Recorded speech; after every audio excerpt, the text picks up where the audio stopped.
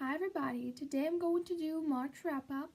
I read 14 books this month, last month, and I'm pretty happy about it, and I wanted to talk about those books and maybe suggest something that you would find interesting to read. So without further ado, let's get right into it. The first book that I finished in March was Dragonfly and Ember. It's a second book in the Outlander series by Diana Gabaldon, and I fell in love with Scotland because of this series. I'm crazy about it. Everything that's happening in those books is like magic to me. And I didn't know I loved historical fiction, but now I'm pretty sure I'm in love with it. Like, it made me so crazy about it. I gave it 5 out of 5 stars, obviously, and I loved it very, very much. Second book that I read was Martin Eden by Jack London, and I was pretty reluctant to read it. I wanted to read it, but I never really got into it. But when I started reading it, I was like shocked because I really, really liked it and it felt like a great book. It was a quick read for me because I was so invested in the story and I thought that it was just a great story, great plot, because there was something always happening in the book, and that love story, oh my gosh. But Martin Eden, my love, I want to talk to him. I mean, he's crazy and cool. Yes. I gave it 5 out of 5 stars because I really, really loved it, and I want you to read it quickly. Go and find that book and read it. It's great, actually great. The next book that I read was Lady Macbeth of, it's a Russian book.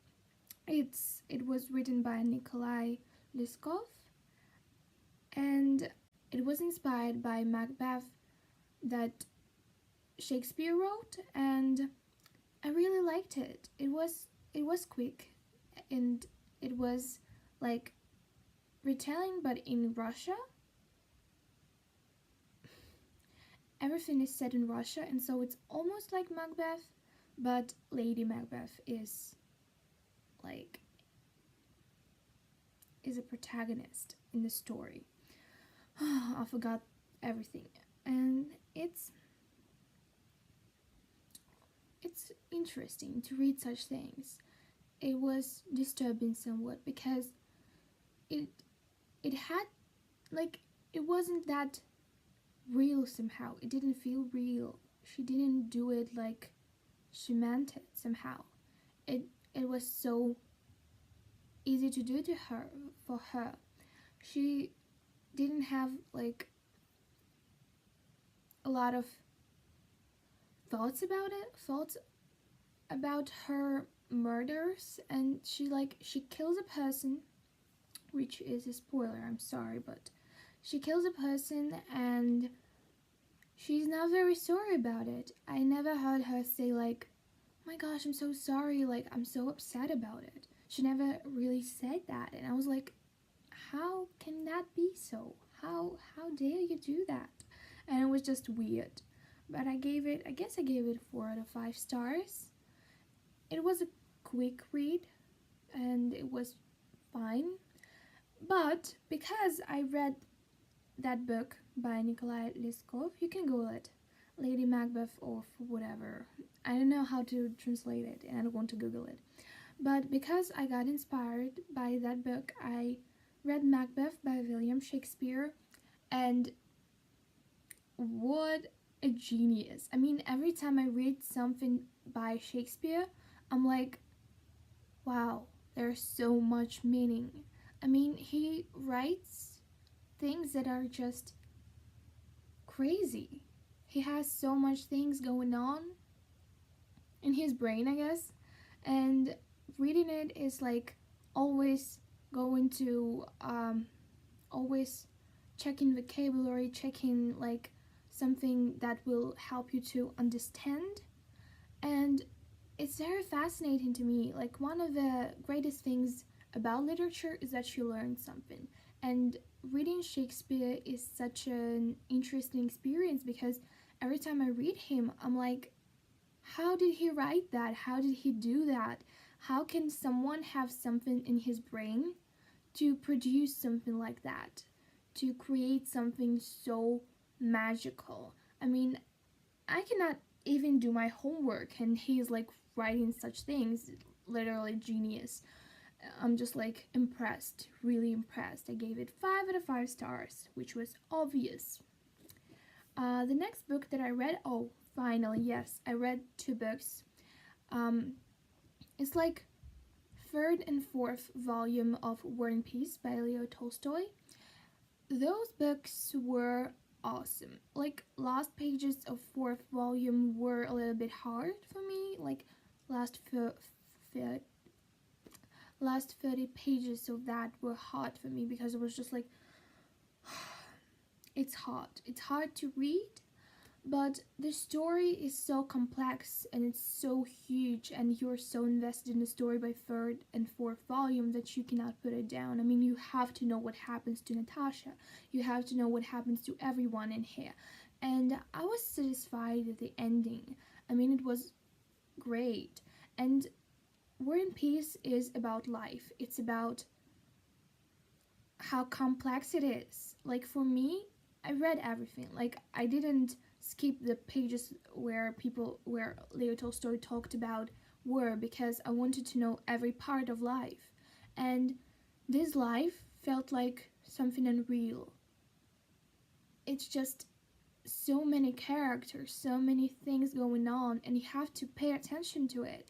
And it's no matter how complex it is, you just pay attention to everything, and it's like living a different life, another life. And I mean, it was great. It's a big book, it's hard to read, and I read it in Russian. It was easier that way, but it was such a great experience. I want to reread it, but I don't think I can manage it. I'm currently reading Anna Karenina by Leo Tolstoy, and I'm mesmerized. I'm impressed. It's just something unique. I don't know how to explain it, but these characters, they feel like home to me. I'm in love, I'm in love. I gave it 5 out of 5 stars. Third volume, fourth volume, genius, whatever. I'm just like, it's great. I really loved it. The next book I read was Cat's Cradle by Kurt Vonnegut. I hope I pronounced it right. Okay, I was interested in what he writes. Kurt Vonnegut writes. And I wanted to know what's the fuss about that writer. And yeah, it was amazing. I have the copy somewhere here. I can show it to you. I couldn't understand what was the thing about that, how's it called? Cover. I couldn't understand what was about that cover. I just couldn't see how it fit in the story, but by the end of it I got it. So that story was great. I mean, religion that he writes about was amazing. I mean, I kind of believe in it. This book, I didn't think I would like it. I thought that because it's about like war and stuff like that, I wouldn't be actually amazed by the story, but what I found was a quick, interesting, and very thought-provoking read. It was interesting to see the story unfold. When I was a younger man, 2 wives ago, 250,000 cigarettes ago, 3,000 quarts of booze ago. When I was a much younger man, I began to collect material for a book to be called The Day the World Ended. The book was to be factual. I like how there's something unique in his style. I don't know how to explain it, but when I read this first page and I read those lines, I was like, this is the book I'm going to like. And because the chapters are so short, you don't have to like, I don't know, wait until the chapter ends, because you like, oh, I will read it. oh, I will read another chapter, they're so short. And I was like, yeah, so short, and just flew through the book. Can you say it like that? I hope so. I read it so fastly, and I was like, I like it, and I want to read something by him again because it was just a great experience. The next book I read was Story of the Eye by George Bataille. Don't ask me why I read it. Don't do that. I heard people talk about this book, like two people. One of them was American and the other French. And I was like, what's up with that Story of the Eye? I wanted to know. And I started reading it. Well, it was something. Something, yes. I read it and I was like, I don't get it. I don't understand the thing. So I had to read another thing which I listed as my book, but well, it's an essay. It's Suzanne Sontag, and it's called Pornographic Imagination. It's an essay about George Bataille's writing thing, about George Bataille's Story of AI. I don't know what to say. You don't talk about such books. You just admire them. You don't really explain things about such books. It was unique. It was different. It was mind-blowing. It was disturbing. And you don't look at things the same way. I don't eat eggs anymore, so you have to think about that. And I think about eyes a lot. So it's a weird book, but its weirdness is so good. I mean, I liked it. My boyfriend says that I'm crazy because I told him to read like the first page and he told me, you're crazy, your mind is fucked up. And I'm like, I liked it. So the next book I read was Brave New World by Aldous Huxley. Well, it's a short book. It's a short dystopian book. I like dystopias. I like everything about them, actually. And so reading that book was a very great experience. I liked the setting. I liked the concept with those soma pills. I hope they are called like that, soma pills. I don't know how to explain this book because for me, you read a book and it's such a great experience. You just don't explain that. You appreciate it and you go and read another book. It's an inexplicable book, The next book I read was The Yellow Wallpaper by Charlotte Perkins Gilman. I hope I pronounced it right. Okay, it's not a book, it's like a short story, I guess. But oh my gosh, I read it very quickly because it's short. But I felt like I wanted to reread it constantly. Like, I finished the book and I felt like I should reread it. It's great. It was written by a feminist, and it's almost autobiographical,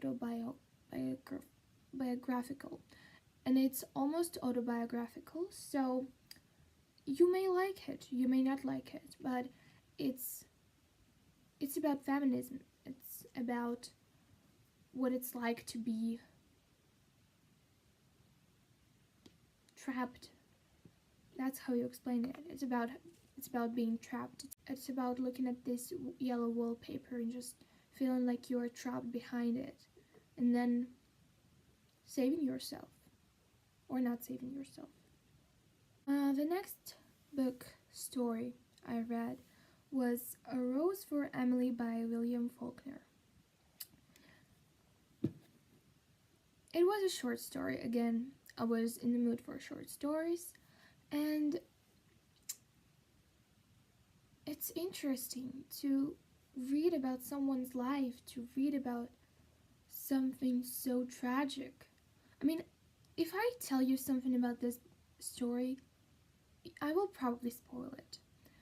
It's about a woman, it's about her life, and it's tragic. So if you like that, read it. I gave it probably 5 out of 5 stars, and it's short, so you don't have to like have that commitment to a book. It's not like reading War and Peace. If you want to get into reading, start with reading short books and then get that reading habit going. So I really, really liked it. I mean, it was great. The next book I read was Pride and Prejudice by Jane Austen. Here is my beautiful copy. I liked it. Oh my gosh, Darcy. If you know what I'm talking about, you probably get my feeling about him. I want you to read it. I mean, it's a commitment, actually. It's not so small as a story. It's fake. But, okay, I will read the description that is written on the book, so you will get what I'm talking about. Okay. Elizabeth Bennet is young, clever, and attractive, but her mother is a nightmare, and she and her 4 sisters are in dire need of financial security and escape in the shape of husbands. The arrival of nice Mr. Bingley and arrogant Mr. Darcy in the neighborhood turns all their lives upside down in the sweetie drama of friendship, rivalry, enmity, and love. Oh my gosh, it's mind-blowing. Why didn't I read it just like years ago? I wanted to read it years ago, but I just didn't. What I liked about the book is how you know when you read books like Pride and Prejudice or Jane Eyre, and you have all those things that you have to understand, like you have to read essays about them because people like find meanings in simple things like bonnets, red room in Jane Eyre, and all those things. I mean, they are the best things in literature. Like stories, yes, motifs, and some kinds of things that are explained in novels, yes, but finding something that was hidden by an author there is so much better. Or maybe it wasn't even hidden there and you're just finding that and you're thinking like it might have a reason to be there, and I'm just like mind blowing. I don't know if you get what I'm talking about, but I really, really liked it, and I felt like it was this read that you cannot avoid this book. Everybody talks about it, so I read it and I liked it very, very much. 5 out of 5 stars, obviously. And yeah, I almost finished March on a good note, but I didn't. I read the 14th book that I read was The Princess Saves Herself in this one. Women Are Some Kind of Magic, number 1, it's like a series by Amanda Lovelace. I gave it 3 out of 5 stars, and if you've been following what I'm doing, I don't actually give 3 stars to books. I like them anyways. But even though things that Amanda talks about in her book are important and are very, very deep and unique and intimate, I didn't like her writing style. For me, poetry is something unique and hard to write. If you write a novel, you may succeed, but writing poetry is so much harder. And like, I read her book and I felt like, well, it was a great concept, but I just didn't like the writing style. And right after reading her book, I started reading Sylvia Plath's book. It's my favorite poet and I really like her. I know a lot of her poems by heart. And I was like, this is poetry. This is how you write poetry. This is how you write things. And this is how you confuse your reader. I just, for contemporary writing, it's great because like people grew somehow interested in such poetry. I don't know. For me, it's interesting. You cannot avoid falling into that trap. You cannot avoid falling into that style where people write in such a way. But for me, it's not what I enjoy. It's not my jam. sorry. But I didn't finish that book in March. It would have been my 15th book. It would have been another book, but I didn't finish it. I started reading Anna Karenina by Leo Tolstoy. It's a reread for me, and it's mind-blowing. It's mind-blowing. It's fucked up. I mean, oh my gosh, I love this book. It's so good. I'm rereading it, and I know that I'm going to be a crying mess by the end of the book, but I love it. I mean, it gives me existential crisis. It makes me so depressed, but I'm so in love with the story. I cannot put it down. It's just amazing. And I didn't actually finish it in March, but I started in March, so that counts. Like, nevertheless, I read 14 books, and it was such a great reading month. It was such a great reading month, and I had reading slumps, so I might have read more, but I'm going to read more in April. So, yeah. Thank you for watching. I hope you enjoyed my video. I hope you want to read like I do. It's so great. It's such a great experience. And I'll see you soon, I guess. Bye.